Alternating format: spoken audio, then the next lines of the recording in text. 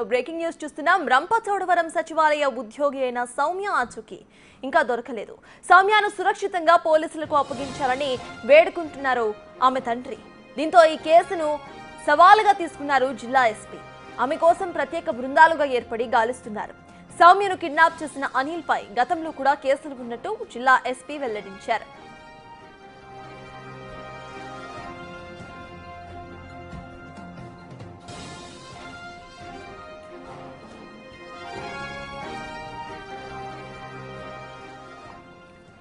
రంపచోడవరం సచివాలయ ఉద్యోగి సౌమ్య ఆచూకీ ఇంకా దొరకలేదు. నిన్న కిడ్నాప్ అయిన సౌమ్యను సురక్షితంగా తీసుకురావాలని పోలీసులను వేడుకుంటున్నారు ఆమె తండ్రి.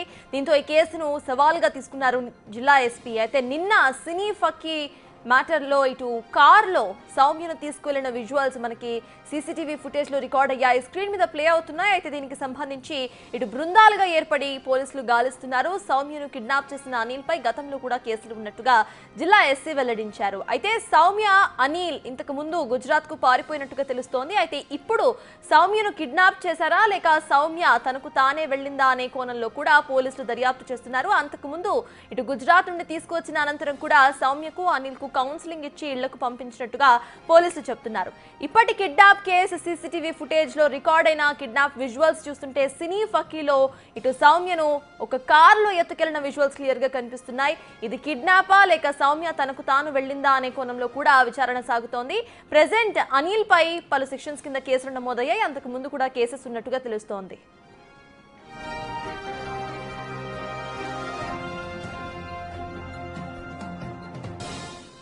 సియాసిక ఇదే అంశంపై పూర్తి డీటెయిల్స్ మా ప్రతినిధి శివశంకర్ అందించడానికి సిద్ధంగా ఉన్నారు. శివశంకర్, చెప్పండి, ప్రెజెంట్ అక్కడ అప్డేట్స్ ఏంటి? పోలీసులు ఏమంటున్నారు? సత్తాస్ చూసుకున్నట్లయితే ఏదైతే దేవీపట్నం మండలంలో సచివాలయ వెల్ఫేర్ ఉద్యోగిని అయితే సినీ ఫక్కీలో కొంతమంది దొండగులు కిడ్నాప్ చేశారు. అదంతా కూడా సచివాలయం ఎంప్లాయ్ ఎవరైతే కిటికీలోంచి దాన్ని వీడియో తీస్తారో అది సోషల్ మీడియాలో వైరల్ గా మారింది. ఈ నేపథ్యంలోనే జిల్లా పోలీసులు కూడా ఏదైతే ఈ కేసుకు సంబంధించి దీన్ని అంతా కూడా సవాల్గా తీసుకున్న పరిస్థితి కనిపిస్తుంది. అయితే ఎవరైతే ఆ కిడ్నాప్ కి పాల్పడ్డారో అందులో ఒక వ్యక్తి అనిల్ అనే వ్యక్తి గతంలో కూడా సౌమ్య పట్ల చాలా దారుణంగా ప్రవర్తించేవాడని, ప్రేమించాలంటూ కూడా ఒత్తిడి చేసేవాడంటూ కూడా తండ్రి చెప్తున్న పరిస్థితి కనిపిస్తుంది. అయితే ఇప్పటికే 2-3 సార్లు ఇలాంటి కిడ్నాపులు చేసి తమ కుమార్తెను తీసుకువెళ్ళిపోయాడంటూ కూడా చెప్తున్న పరిస్థితి కనిపిస్తుంది. అయితే పోలీసులు మాత్రం అసలు ఈ కేసులో ఏం జరుగుతుందనే దాన్ని క్షుణ్ణంగా పరిశీలించే పరిస్థితిలో పడ్డారు. అయితే ఇప్పటికే సౌమ్యని అలాగే అనిల్ని కూడా ఒరిస్సా దగ్గరలో అయితే గుర్తించినట్టు సమాచారం అందుతుంది. ఈ నేపథ్యంలో చూసుకున్నట్లయితే అసలు ఇప్పటి వరకు ఎందుకు ఇన్నిసార్లు కిడ్నాప్ చేశారు, అసలు వీళ్ళిద్దరి మధ్య ఏం జరుగుతుంది ఏంటి అనే దాని మీద అయితే పూర్తి స్థాయి ఎంక్వైరీ జరుగుతుంది.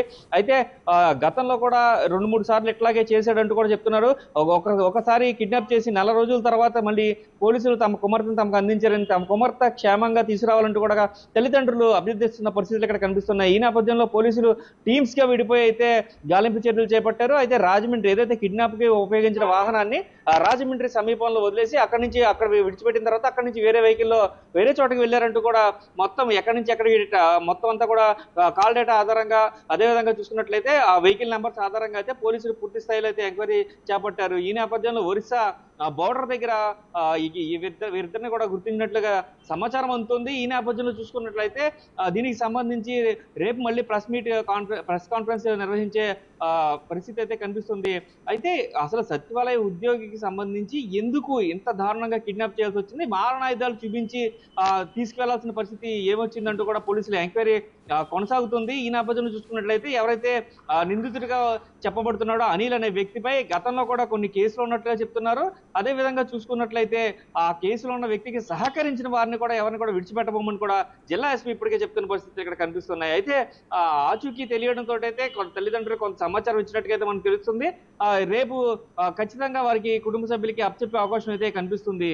సతార్స్ అయితే శివశంకర్, అనిల్ కి సంబంధించిన కుటుంబ సభ్యులను కానివ్వండి, ఫ్రెండ్స్ ను కానివ్వండి, ఇన్వెస్టిగేషన్ ప్రాసెస్ లో వాళ్ళని ఏమైనా ఇన్వెస్టిగేట్ చేసే అవకాశం ఉందనుకోవాలా? వాళ్ళ ఫ్యామిలీ అక్కడే నివసిస్తుందా? దానికి సంబంధించిన డీటెయిల్స్ ఏంటి?